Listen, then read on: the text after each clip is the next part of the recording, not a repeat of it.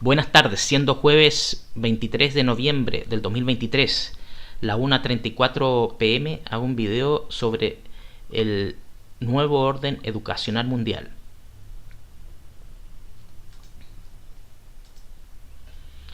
El nuevo orden educacional mundial, un mundo de casualidades, parte 1. Antes de comenzar con el video y el texto que quiero hacer recuerdo a la vieja escuela. Recuerdo que mi madre me comentó que una vez tuvo problemas en el liceo industrial, donde un maestro la estaba molestando. Llegó mi abuelo, habló con él, no quiso entender y le tiró un combo. Así de sencillo. Antes se trabajaba así. Usted no entiende un combo. Se hace noticia y ya no es intocable. Ahora si existe un video en la era de la computación que se haga viral, mejor aún. El exceso de leyes y derechos donde se coloca en un pedestal las políticas de gobiernos que nosotros pagamos, pero controlan empresarios, financian políticos, está desvirtuando la calidad de vida y modelo de vida de América. Nadie se muere por un puñete, pero si eres un cobarde que abusas de su autoridad, creyéndote superior a un niño joven, fomentando el acoso por parte de alumnos, estoy seguro que te defecas con un puñete y pierdes el respeto de todo el curso.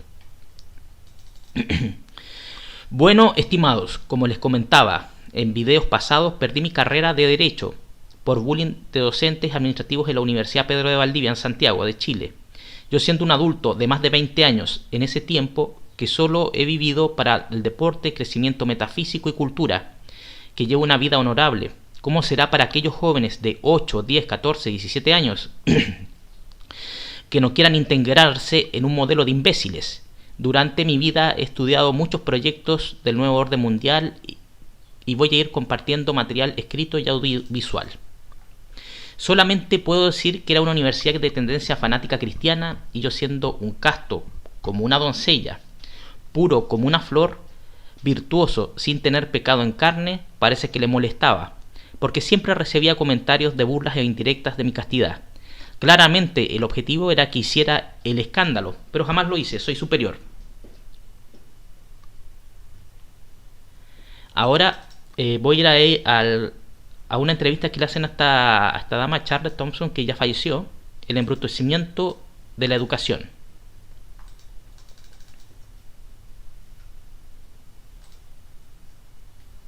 Educational objectives. I know that doesn't mean much. It means a lot.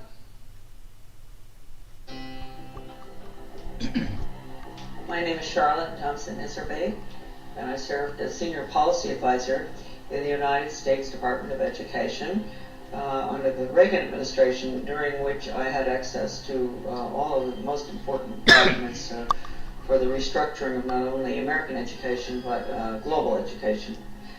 And I'm also the author of The Deliberate Dumbing Down of America, which gets into all of this, gives the background of what I saw not only in the Department of Education, but as a local school board member. I was trained to identify the resistors to the sex ed, drug ed, alcohol ed, suicide ed, death ed, those good, smart Americans who realize that anything that has education hanging off the end of it is probably not what they're looking for. I was trained to identify those good people and to go up against them and actually to go and try to get them to join us through the group process system, make them feel important, get them on a committee. And when that just blew my mind. I'll have to say, people often ask me, what is it that got you involved in education? Well, finding out what I saw at the local level certainly upset me. When I went and I saw that Americans were being trained to identify resistors, then I got pretty upset. And luckily, there was a big book that came with the in-service training called Innovations in Education, A Change Agent's Guide.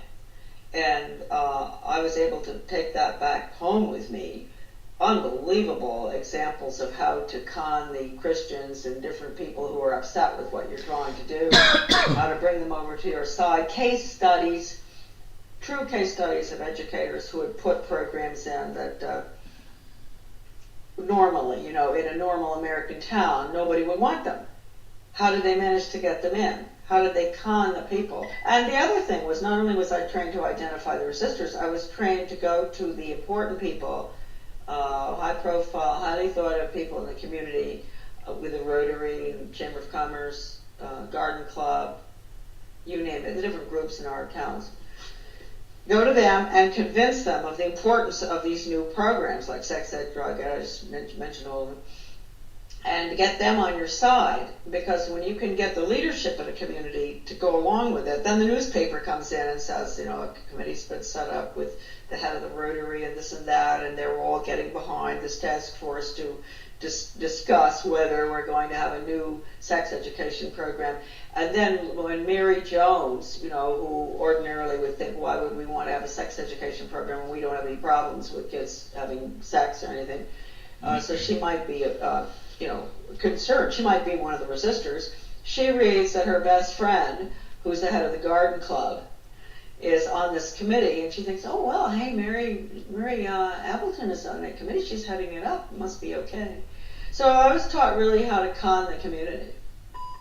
They always call everybody by the first name. You have to get very, affectionate with people and say, William, I'm so glad you've come to this meeting, and I understand your concerns about this program because, I've had other people. Usually it's the really bright people in the community who have these concerns. And would you like to join our group? The original program was funded by what would subsequently become my office. It was funded by the Office of Research in the U.S. Office of Education, because it was funded early on, about the late 60s. Still funded, by the way. And the money went to the University of Michigan in Ann Arbor to a professor by the name of Ronald Havelock. And he was the one that put together the whole training, the whole seminar, the book. And in the back of the book they admitted it. Right in the back of the book, they had about 100 major change agents listed from all over the country. Some of them I recognize, some I still don't, but some I do. And so this was a very important project. And it was being carried out I'm sure, all over the country, not just where I was. This was in Searsport, Maine, this lovely little town on the coast of Maine, in the school there where the guy came in, the facilitator, not Professor Havelock, but a facilitator, to train us. And these were good people that were there. They were some of the teachers from my school, where I was on the local school board, principals, etc. Normal-looking Americans. You really ask yourself, they must themselves have reacted very much the way I did. That's why I've always had a lot of understanding for teachers that have to go through this stuff. I didn't have to continue going through it. They've had to, through the years, constant training, retraining, sensitivity training, break their values. Right, no wrong. You've got to have all religions represented, so, tolerant of everything, and because that's the New World disorder. Professor Benjamin Bloom is probably the most important behavioral psychologist ever to live. I mean, maybe not quite as much as Pavlov and Skinner, but he really implemented the system in education in the United States. And he was the author of the Taxonomy of Educational Objectives. And I know that doesn't mean much. It means a lot to teachers. They know it. All teachers have to go through that, Bloom's taxonomy.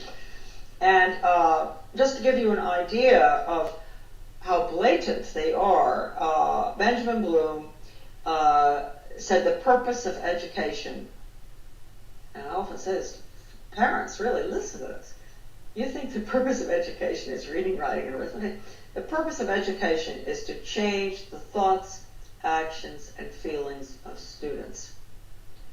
And then he goes on and he says, he defines good teaching, and this is even worse from the parental standpoint, as challenging the student's fixed beliefs. And then, in some of his works that I have, they're in my book, a lot of this stuff is in. When he says challenge, does he use challenge or does he use change? Yeah, through challenging. It's through challenging. You go up against them. and you change them. And you ask a good question, because then he goes on in one part of the taxonomy that is in my book. He says that he can take a student from here to there, from a belief in God or his country or whatever, to being an atheist and not believing in his country in 1 hour. Oh yeah, he does. And I've seen it with students. I've seen it with young people. And they don't even know, and teachers don't even know. That's why if you talk to teachers about it often, they'll really have an awfully hard time dealing with it. And if you go up to a superintendent, an educational administrative superintendent or whatever, and you ask him or her, have you ever been through sensitivity training? They'll usually crack up because they went through it. They are the worst, those programs. I've been through them. I mean, how can anything be worse than some of the ones that the regular classroom has, but they're the worst. To bring about change, they put them through role-playing, psychodrama, all these psychological techniques where they play the part of starting children, and the other one plays the part of a very wealthy industrialist child. And, you know, they bring about the attitude value change through the emotions. You know how young people are, you know, they're naturally very altruistic, and they want to help, and they don't like to see poverty around the world. And so what they'll do is, just like I think I mentioned to you earlier, or I don't know whether I did, going into the teacher, putting in the new social studies program in our community and walking through, taking little tots through town and identifying big rich people's houses and small poor people's houses. That's a perfect example of what I'm talking about. Getting them young and making them feel sorry for the people who live in the trailer across from the captain's house, because they only eat hot dogs, not steak. And then they'll do the same thing with Ethiopia or wherever, some third world country, showing them the children dying, and then they'll show pictures of our affluence. And what do you eat for breakfast? Oh, you have eggs and bacon and cereal and orange juice and grapefruit and everything. Yum, yum, yum. Do you really think it's fair? Common unity. That's what we call it. Common unity. It is no rule for the individual in the community. And for everything that goes on in the Soviet Union, or communism, is based on the community, the commune. Ya. Terminamos este extracto de esta entrevista. El punto es que claramente les presenté el otro día la película Abre tus ojos. Crear un caos y después la gente pide a gritos el rebaño, concepto psicotrónico, acoso, pero tienes que ser caritativo con el extranjero, empobrecimiento local, en fin, generar una locura colectiva. Niño norteamericano reciben bullying por parte de profesor.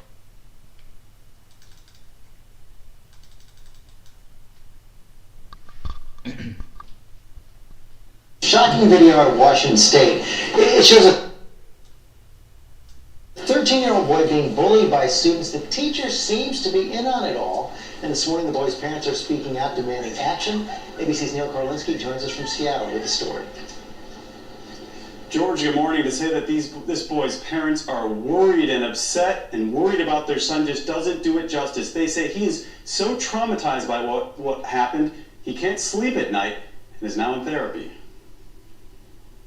His pants on! The video, taken by fellow students on their cell phones, of a 13-year-old boy being dragged around the room, even having a sock stuffed in his mouth, is so disturbing, it's hard to imagine a fellow student didn't jump in to stop it.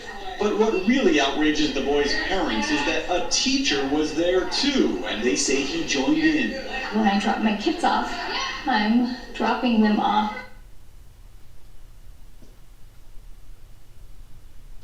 as a parent, handing my kids to a school that's going to take care of them. The incident happened in a middle school near Tacoma, Washington in February, but is just now coming to light following a district investigation. At times in the video, which goes on for at least 15 minutes, it seems as if the boy is playing along. Yeah, do that! What are your parents doing? But a handful of students are also seen writing on his feet, even holding a pillow over his face and covering him with chairs. The teacher, 18-year veteran John Rossi, seemingly mugs for the phone camera. And by the way, I'm trying to gas it. Just said he wanted to kill himself, and the kids had blamed him for this popular teacher and the suspension that he received. Rossi, who told ABC News he's not allowed to comment, wrote in a letter to investigators, "I can honestly say that at the time I did not believe that any of the children were at risk of harm during their interactions, nor did I view the incident as anything more than harmless childhood horseplay." Memos from the Peninsula School District say he avoided losing his job by accepting a 10-day suspension. We took what we think is pretty significant disciplinary action. The boy's parents say the entire matter has been made worse by the fact that Rossi is back at another school. I think that somebody that could allow this to happen and participate has no business being in a classroom.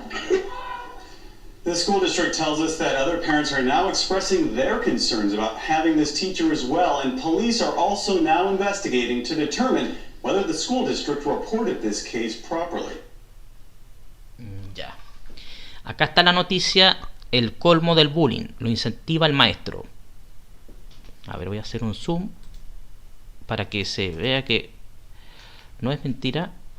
Una filmación mostró cómo en una secundaria del estado de Washington un docente incitaba a hacer bromas pesadas contra un joven de 13 años. Quizás tenía algo que el profesor no tiene. Quizás tenía algo que los otros compañeros no tienen ya. El video fue tomado con el teléfono celular en una escuela secundaria de Gil Harbor, localidad del estado de Washington, y exhiben al docente John Rossi y a otros niños haciendo bromas pesadas a un alumno de 13 años de edad. Ya. Si quieren, ahí está la dirección. Esta es otra noticia. Profesor es captado haciendo bullying a alumno con obesidad en Estados Unidos.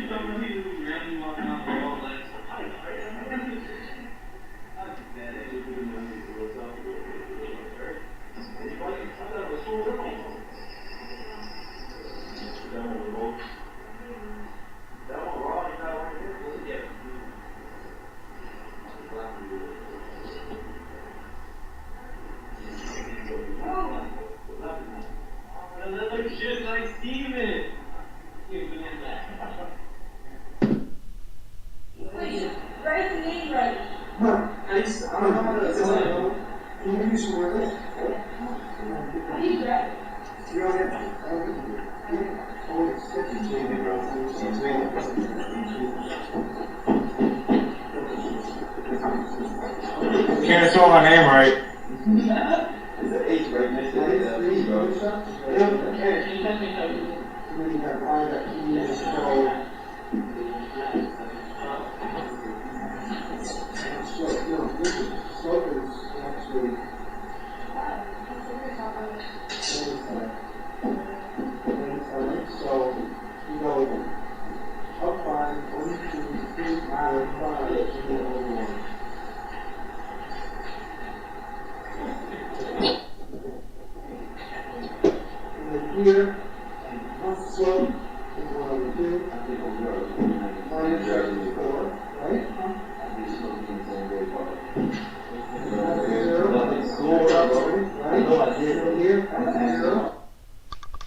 Ya.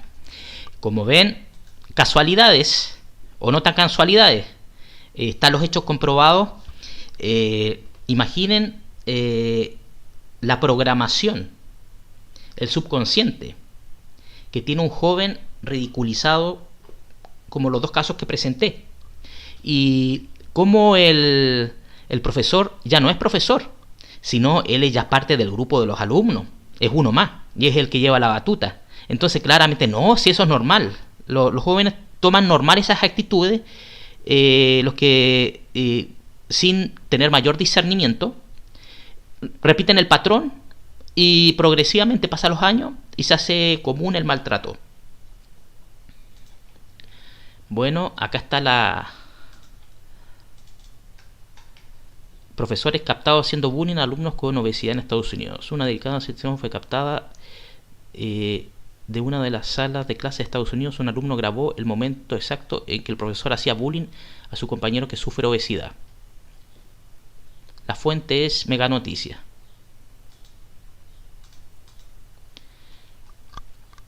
Denuncia: profesores hacen bullying en Colombia.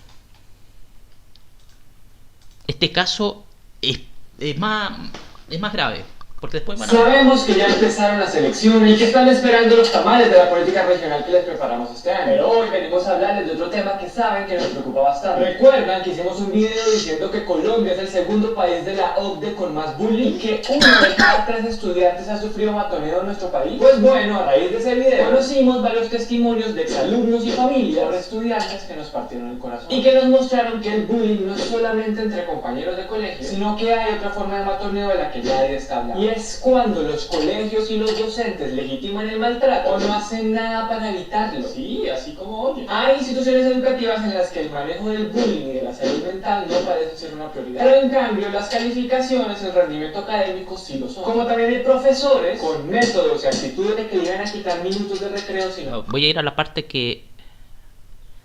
persona que lo humilló de esa manera, solo por decir lo que sentía. La mamá de Martín nos contó que cuando le pidió explicaciones al colegio, se demoraron semanas en atenderla y no le permitieron cambiar al niño de salón porque es que no era tan grave. De hecho, vimos que el director de primaria prácticamente le escribió un correo diciéndole que los problemas que tenía con esa profesora serían peores con otros maestros y maestras más adelante. Ah, no, pues gracias, bacán. Qué chimba que estés a cargo de la estabilidad de futuras generaciones de niños y niñas. Finalmente, la maestra le pidió disculpas al niño en privado, pero el daño ya estaba hecho. Otro día, al mismo niño, un profesor le llamó estúpido en clase por un error que había cometido. Y lo grave fue que esto llevó a muchos de sus compañeros a hacer exactamente lo mismo, llamarlo bullying, incluso por internet. El bullying estuvo prácticamente motivado por un profesor. Y como ya lo venían molestando desde antes, Martín terminó aislándose aún más de sus compañeros. El maestro lo le botó a una reunión con el mamá y la papá del chico. Dijo que es que no sabía hecho entender bien. Y según la mamá, parecía estar intimidando a Martín para convencerlo de que las cosas no habían sido así. Eso se llama gaslighting y es manipulación pura. A pesar de que la mamá buscó espacios y respuestas en el colegio, nos contó que no hubo consecuencias ni para la profesora ni para el profesor. Entre corredores se decía que a Martín le iba a tocar pedirle disculpas al profesor por haberlo hecho quedar mal en las instancias del colegio. Increíble. Aunque la mamá de Martín terminó sacando a su hijo de allá, denunció estas prácticas ante la Secretaría de Educación, la Defensoría del Pueblo, la Personería y la Fiscalía, e interpuso una tutela para que el colegio dejara de hacerse de las gafas ante el bullying. Pero nunca se ha podido meter en cintura la institución porque no responde a tiempo a las solicitudes de las entidades y convenientemente no lleva registros de nada. Ni de los acosos, ni de las reuniones con los profesores y la familia, nada. Es que pareciera que ni siquiera tienen un protocolo o una ruta para el matoneo, y mucho menos si los casos involucran a los docentes. De la que interpuso la mamá no prosperó, el día de hoy no ha habido consecuencias en otras instancias. ¿Hasta dónde tenía que haber llegado ese niño para que el colegio y las autoridades tomen acciones serias? Y ojo, porque algo parecido le pasó en el mismo colegio a un exalumno que llamábamos Daniel. Él nos contó que fue víctima de bullying por parte de compañeros cuando era adolescente. Lo aislaron, le decían que era raro, que no servía para nada, y esto llevó a que considerara quitarse la vida cuando tenía solo 12 años. Cuando Daniel creció y estaba a poco tiempo de graduarse, se volvió delegado del curso, así que podía reunirse con profesores, padres y madres de familia y el propio rector para discutir temas del colegio. Nos contó que era muy crítico de algunas decisiones de los directivos, y en una reunión el director estaba sugiriendo poner cámaras para solucionar los temas de indisciplina. A Daniel esto le pareció muy poco pedagógico. Dijo que si iban a empezar a vigilar los pasillos, sería el siguiente paso, y así después las iban a poner en las clases. Ahí fue Troya porque el rector empezó a gritarle frente a profesores, padres y madres de familia. No iba a permitir que un alumno fuera a decir lo que tenía que hacer. Básicamente era el propio tronchatoro. Pero, dijiste pero, te daré un pero. Vamos a ver los documentos. Pero de nuevo no había actas de nada en el colegio y el posible saboteo de los profesores era muy difícil de probar. Daniel y sus familiares desistieron del papeleo y él terminó sus estudios de manera virtual. El problema, como ya van viendo, es de los propios colegios, que no se toman en serio las situaciones en las que los profesores cruzan ciertos límites. Otro caso que conocimos fue el de Santiago, un chico que nos contó que varios docentes y directivos no hicieron nada cuando un compañero lo obligó a salir del closet. Resulta que a Santiago le gustaba un chico de sus clases y él se terminó enterándose de todo porque el otro se lo contó. Entonces Santiago no tuvo otra opción que decirle lo que sentía, pero de una manera forzada y por chat. La mamá del chico que le gustaba imprimió todas las conversaciones que tuvieron él y su hijo y las llevó al colegio para mostrarles que lo estaban acosando. Incluso el padre de ese pelado dijo que quería ganar a puños al papá de Santiago por haber criado un mal. El consejero encargado de esos temas no se lo dijo a Santiago ni a su padre, sino que hizo como si nada hubiera pasado. Luego, en un viaje del curso, la mamá del chico le pidió a los profesores que cambiaran a su hijo de cuarto para que no quedara con Santiago. Como en la otra habitación había un muchacho que era gay, un profesor le preguntó al alumno si se sentía cómodo sabiendo lo que había en ese cuarto. Miren, a mí todo esto me da una piedra monumental porque se supone que estamos hablando de un espacio que debería ser seguro, donde la gente paga un dineral por recibir la mejor educación y los profesores y las directivas salen con esta calidad de estupideces. Esa frase Santiago la recuerda al día de hoy y eso que ya pasaron varios años. Lo que más le dolió fue que, además de sentirse humillado, nadie al colegio le preguntó cómo estaba ni lo acompañó en su proceso. Solo hasta que entró en una crisis de autoestima muy fuerte, porque el caso llegó a la vicerrectoría y pudieron hablar con su familia. Otra frase de Santiago que nos impactó mucho fue que su colegio era una fábrica de enfermedades mentales. Todo porque era más importante la academia que la salud mental de sus estudiantes. Esto también nos lo contó una chica a la que llamaremos María. Ella ya salió de este colegio y nos contó que la presión que tuvo para su examen final fue tal que tuvo problemas de depresión y ansiedad antes de graduarse. No podía dormir, estudiaba hasta las 4 de la mañana preparando problemas por no haber dormido. Imagínense ustedes en cuáles no les paraban bolas. Expertos nos dijeron que cuando hay matoneo es clave que los colegios lo registren. Bueno, vean este video. No quiero hacer tan largo esta transmisión, pero hace un comentario muy importante. Es sobre la cómo se pone en ridículo a un alumno, donde un apoderado habla con el profesor porque tiene problemas, y el profesor, en vez de mantener la privacidad, alumno, quiere decir apoderado alumno, quiere decir apoderado profesor, lo hace público, donde lo ridiculiza y le destruye la vida social. Y no solo eso, lo expone a más problemas y establece un paradigma donde si tú me denuncias, yo lo hago público y después recibe el castigo de los alumnos. En otras palabras, se creen dueños de la educación. Bueno, sigamos. Maestra de jardín de infantes de Texas ordena a su clase golpear a compañero.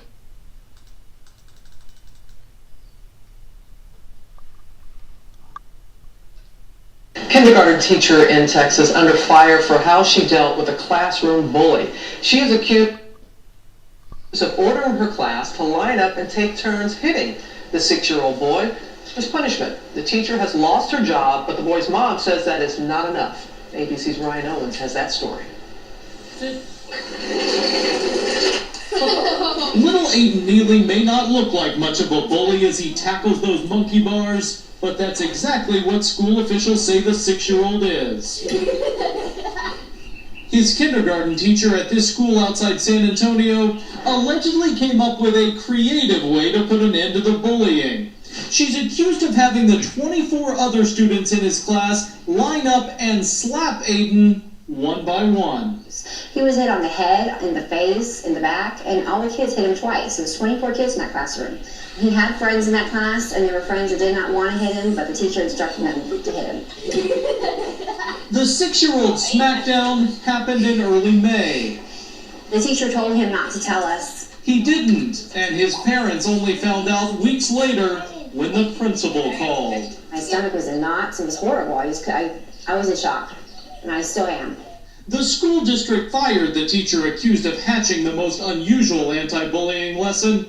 District police charged her along with another teacher who allegedly failed to report the smackdown with a misdemeanor. We're doing everything that we can to make sure that these kind of incidents don't happen again.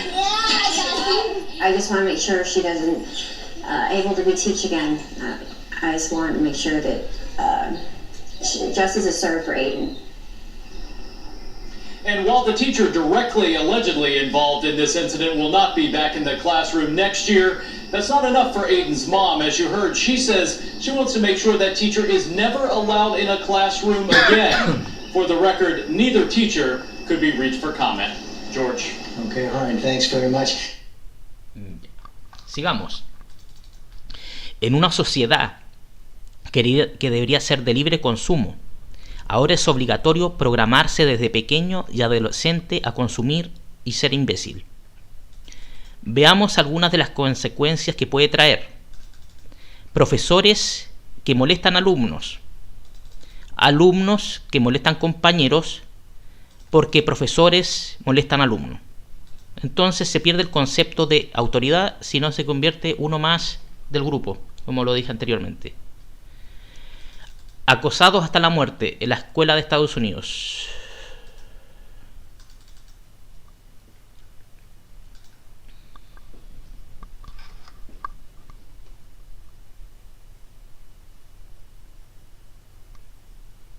Kids being bullied, sometimes to death. It is a story you see in nearly every headline today, but sadly, it's a story we were covering as long as 18 years ago, right here on 2020. And yet there's certainly nothing old about this problem. In fact, it seems the passage of time has only made bullying worse. Listen to this. 160,000 kids a day miss school because they're too afraid to go. But it only takes one child lost to destroy a family. Until now, you've heard mostly about the victims, but tonight we'll also hear from the bullies themselves. Why do they do it? And more importantly, what do they say is the solution? Hey, Jim. It's an alarm clock, our first alarm clock. Yay! You can. See, I can do it. David and Tina Long adored their 17-year-old son, Tyler. He was the type of individual that could be in the middle of the crowd, not know nobody's name, not know anything about him, and strike up a conversation and be just so at ease. You envied that about him? I envied that. I mean, because that's not me. That was him. Made you proud. Made me proud. Tyler enjoyed normal kid things like karate. Guess what, Dad? I'm winning! Video games. He even aspired to go to college. Doing your homework? Yes. All the more impressive because Tyler had Asperger's syndrome, a form of autism, which Mom says gave him a unique personality. So what did that mean in terms of his daily life in school? What would the kids say? What would they do? He would point out the rules to him quite a bit. Asperger's kids are very rule-oriented. They like things the same every day. And so if someone was talking in class, I know that he would say, we're not supposed to be talking. That's the rule. And, I think that just irritated a lot of them. They saw him as something different than what they were. What Mom saw as a virtue made Tyler a target at school. They would take his thing. Bueno, se puede seguir, pero prefiero que lo vean ustedes en la página. Este es un caso, lo que estoy mostrando es nexos causales en cuanto a mano blanda. Conceptos básicos de bien mal no se identifican, como decía la directiva en el primer video. Y un modelo que castiga el no ser, tener conceptos de autocrítica de lo que le dicen, no colocar al profesor en un pedestal y no coludirse con los compañeros y con el medio. ¿Se puede confiar en un profesor en la actualidad? ¿Es necesario llegar a los golpes? ¿Quién tiene el criterio formado? ¿El niño o el hombre? Profesor golpea a alumno de 14 años en Estados Unidos. Y esto, como le digo, es como una bola de nieve que cada día viene más grande, y donde la televisión informa, pero los padres... Es como cuando empezó el concepto de la guerra televisada, la guerra de Irak, la guerra del Golfo. Al principio fue algo chuta, cambió el paradigma, pero después la gente ya no se sorprende por nada. No se sorprende por nada, por ejemplo, que en Medio Oriente esté matando a niños, a miles. Ya no importa, sigue el fanatismo de las religiones. ¿Qué me interesa a mí? Niños más, niños menos. Y es insólito. En este video se ve como un profesor y un alumno se fueron a las manos en pleno salón de clases. Mire usted, esto en Los Ángeles.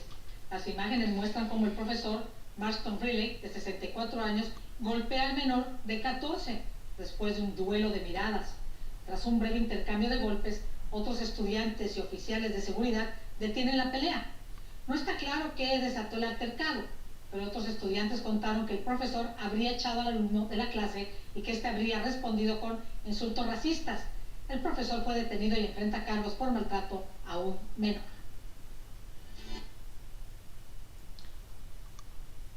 Bueno, acá está la noticia. Claramente, quizás la actitud no fue correcta, quizás el profesor no dijo la verdad. Y el punto es que un adulto golpeando a otro, intimidando a toda la clase, después de un tiempo va a salir, ah, no, ese profesor es choro. Esto me hace recordar una película de Bellucci, un director que vino a reformar una escuela donde había crack, narcotráfico, pero el concepto es, hay que colocar en una balanza lo que se quiera aportar. Y si existen profesores que se coluden y otros que hacen el bien, claramente puede haber choque de paradigmas. Y ahí es donde el profesor también, si es un profesor que realmente quiere seguir un programa educativo y valórico para generar una juventud provechosa, que genere inteligencia, un aporte al trabajo, al capital humano, capital de desarrollo intelectual, debería ser una denuncia, deberían organizarse y denunciar. Estudiantes de Harvard abandonan clase de profesor señalando acoso. Esto ya son más grandes, ¿o?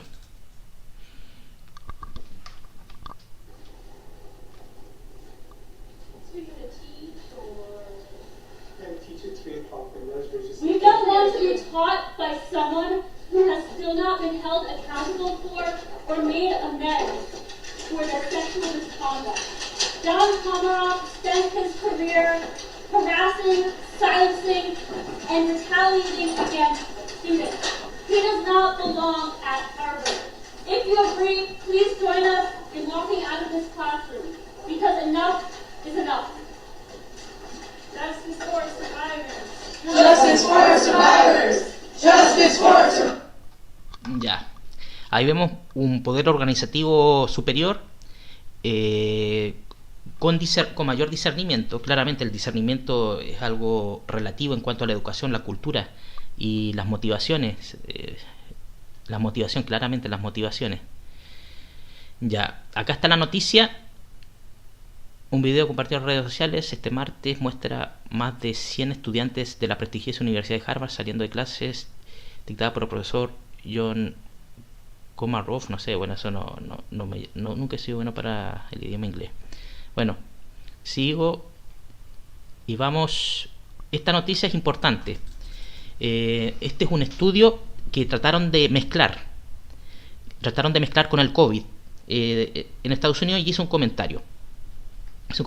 Al respecto y voy a ver si lo complemento. Sueños frustrados en estudiantes universitarios norteamericanos. Intentan tapar la noticia diciendo en muchos medios que es consecuencia del COVID, pero medios más prolijos en la investigación dicen que este fenómeno lleva más de una década. Trump y Biden bajan presupuestos sociales para favorecer a terceros estados, como Israel, para seguir con el negocio de la guerra de las armas. Ese es uno de los tantos ejemplos, y se relaciona con lo que dijo esa dama que hizo esa entrevista como el 2000, porque es una entrevista muy antigua, entre el 2000 y 2012, o si no es antes. Trump y Biden bajan presupuestos sociales para favorecer a terceros estados como Israel para seguir con el negocio de la guerra y las armas. Mientras una nación que es símbolo de libertad y sueño de prosperidad se va al pozo. Fanatismo religioso e ignorancia que vuelve a reinar en toda América. La desintegración de la estructura escolar norteamericana, donde profesores incentivan la estupidez, que trae como consecuencia tiroteos, por ejemplo, por acoso a estudiantes. Los jóvenes ya no estudian en universidades por falta de recursos o miedo y psicosis. Entonces se pierde capital humano. En cuanto a desarrollo intelectual, más importante es fomentar la importación de productos de países esclavistas que poco a poco se van comiendo el sueño americano mediante compra de inmuebles, deuda externa e inmigración. Claramente, los empresarios se mueven donde hay consumo. Quizás ya no les interesa el modelo americano. Se van a Europa, se van a Asia. Las leyes laborales no se cumplen, generan mayores recursos. Los consumidores son americanos y ahora vienen capitales chinos que uno no sabe cuáles son sus orígenes, empiezan a comprar América poco a poco. Casualidades que se están dando. Y claramente el modelo educacional norteamericano falla porque los profesores faltan el respeto, porque más importante es el consumo. No interesa el desarrollo intelectual. Estudiantes en Estados Unidos abandonan las universidades. Hace una década que la matrícula... A ver, voy a hacer un zoom.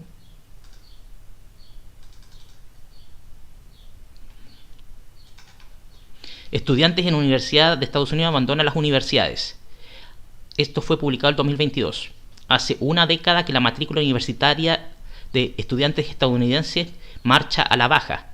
Con el aumento de los salarios, cada vez más jóvenes parecen preocupados por el ganar dinero y menos por recibir educación. Claramente no existe incentivo, por ejemplo, en el desarrollo intelectual. Y también porque hay personas que quieren retomar su carrera o quieren tomar una carrera, pero ven que las condiciones no están dadas porque si no se adapta al sistema no va a poder aprobar un ramo, no va a poder establecer un trabajo, etcétera, etcétera. Y no es necesario que dé ejemplo. Durante mucho tiempo se ha considerado que la educación superior es el camino para conseguir un buen trabajo. Muchas descripciones de puestos de trabajo enumeran explícitamente un título universitario como requisito previo. A pesar de ello, la matriculación de estudiantes en programas de pregrado ha ido disminuyendo gradualmente durante la última década en Estados Unidos. El coronavirus le dio un impulso adicional a esta tendencia. Desde el otoño de 2019, la matrícula general de pregrado en la Universidad de Estados Unidos cayó un 6,6% a un poco de más de 14,4 millones de estudiantes a tiempo completo y parcial, según la organización sin fines de lucro Centro de Investigación Nacional de Compensación de Estudiantes. Eso resulta en más de 1 millón de estudiantes menos que hace 2 años. Las universidades públicas que ofrecen programas de licenciatura de 4 años y las escuelas privadas con fines de lucro ha experimentado un descenso en el número de estudiantes. Hasta ahí lo voy a dejar. Ustedes pueden... Miren, impacto en la economía... Bueno, el hecho del impacto ahí claramente se los nombré a algunos. Si la calidad de vida empeora, no se puede estudiar muchas veces y hay que trabajar. Quizás lo muestran también como desde un punto de vista él prefiere ganar dinero, pero si por ejemplo no hay las industrias están todas en Asia en la actualidad, está la mano de obra y por ejemplo en América, Estados Unidos, Argentina y Brasil son países industrializados, claramente voy a tener que no tengo dinero, no tengo fondos para estudiar, el campo laboral se ve mermado. Entonces yo digo, ¿para qué estudiar en una universidad si no me van a dar un trabajo? Esto me hace recordar cuando Ricardo Lagos, en la década del 2000, decía que Chile progresa si todos estudian. En la actualidad vemos jóvenes con estudios superiores, universitarios, que terminan trabajando en un mall. Ya, sigamos. Siguiendo con el aporte de Charlotte Thompson, comparto esta entrevista en esta primera parte de El Nuevo Orden Educacional. Críticas a esta entrevista. Mucho aporte en cuanto a ver el nuevo programa, pero eso de optar a educación privada es hacer vista gorda a un problema donde el ciudadano como contribuyente debe saber pegar la mesa. Porque vuelven los colegios religiosos. Entonces se pierde el concepto de laico y pluralista, por ejemplo. El poder adquisitivo disminuye por la carga estudiantil. Los políticos y administrativos se sienten poderosos ante un rebaño que no se organiza y golpea la mesa. Y si es necesario, como la vieja escuela, la educación de sangre con varillas también es efectiva en adultos. Eso está parte de la historia. Si usted no quiere entender de que el colegio no es para que acosen a un menor de edad, que se coludan, claramente, y como mostrar el ejemplo el caso colombiano, a nadie le interesa registrar, llevar un contralor o fiscalizar. Esto nuevamente me hace recordar a la época de Sebastián Piñera, cuando decía que no había mucho dinero para fiscalizar. Entonces, claramente, si nadie fiscaliza, existen empresariados manejando, se desvirtúa todo el modelo.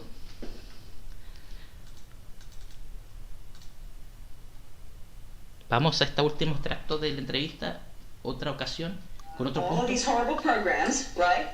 By 1968, the money had gone into all of these programs to get rid of the conscience, basically.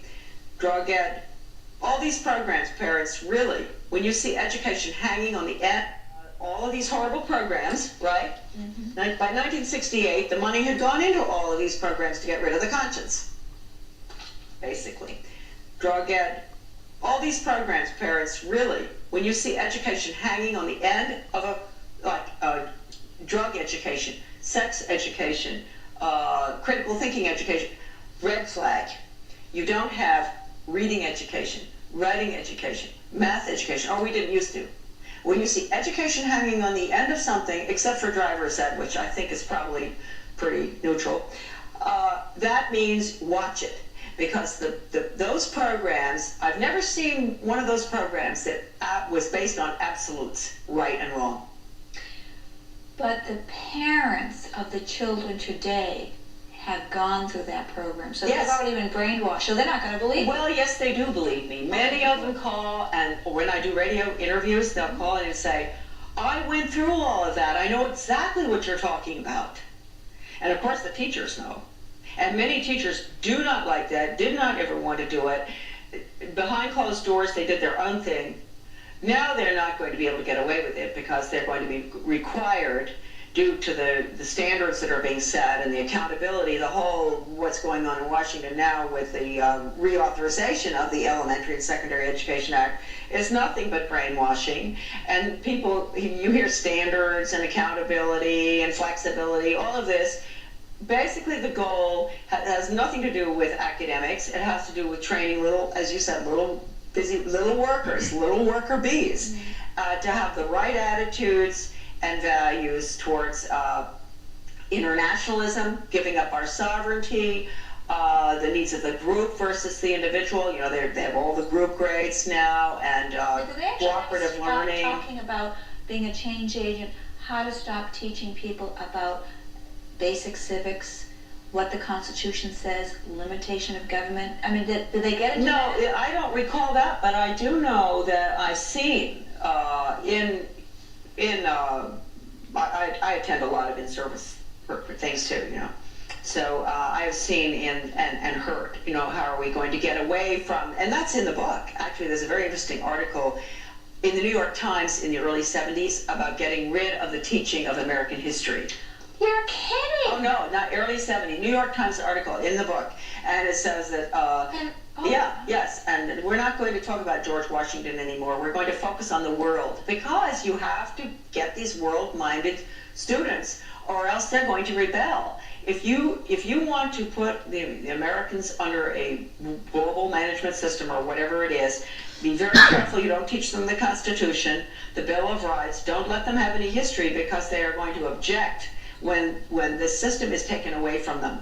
But they won't now. You could take the Constitution away from the American people right now, and they wouldn't care, because they don't even know what it is. They don't know what it is. It protects them. It protects their rights. The reading problem. If you're so dumbed down, if you can't read, I've always said you can't defend yourself. That's right. You can't do anything. I mean, you are really at a tremendous loss. You are totally handicapped, worse than losing both legs if you can't read. They can take you right through the schools, 12 years without reading, just total brainwashing through visual, a lot of visual aids now with technology. So they're trying to make people weaker readers? Oh, of course.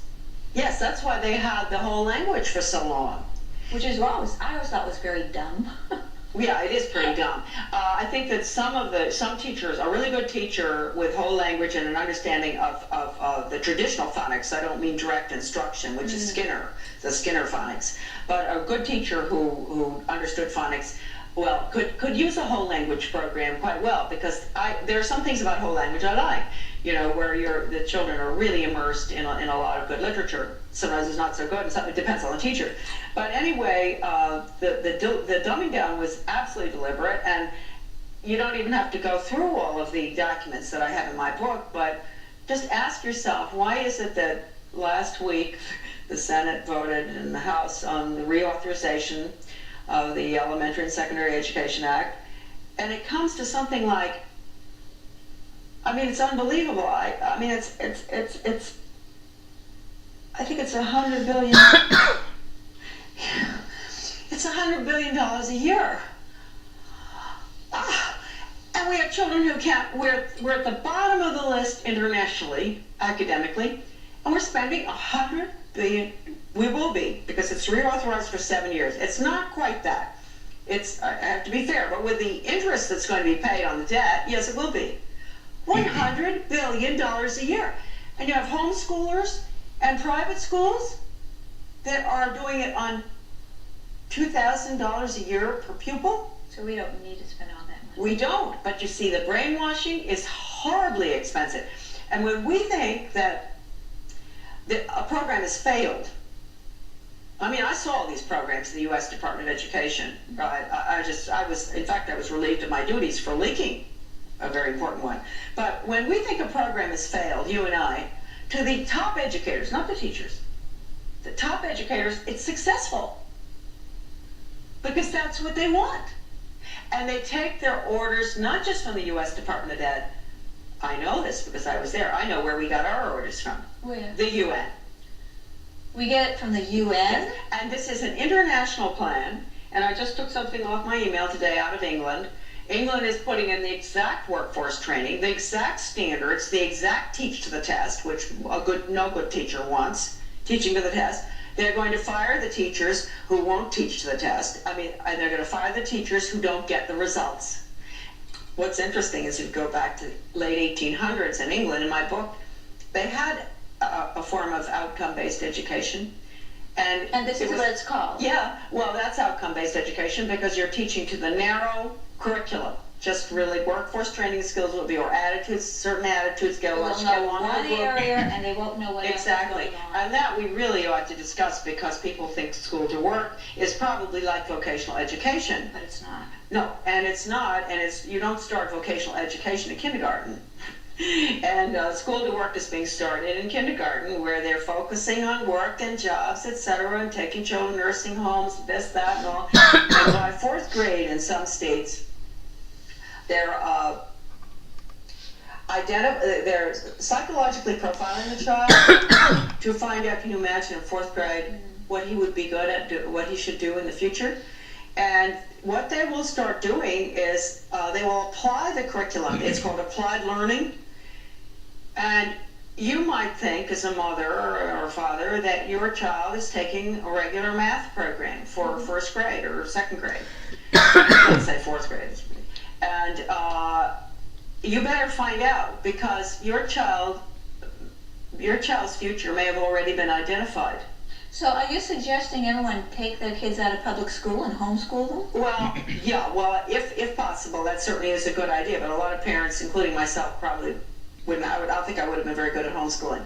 But what I'm suggesting is that parents take their children out of the public school system, but there's a caveat there. They should find a good private school if they can, and homeschooling, of course, is good. But make sure that the private school that you select, whether it could be a Christian school or an independent, non-sectarian school, is not worse than the public school. I have found out from many parents who've done this that they want to put the children back in the public school. Now, they may have had a pretty good public schooling. At this point, there are some public schools that are still pretty good, but they won't be for long because they are going to get rid of... Ya.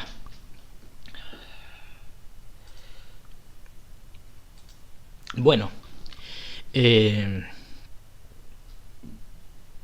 con esto damos término al primer video, pero unas conclusiones finales.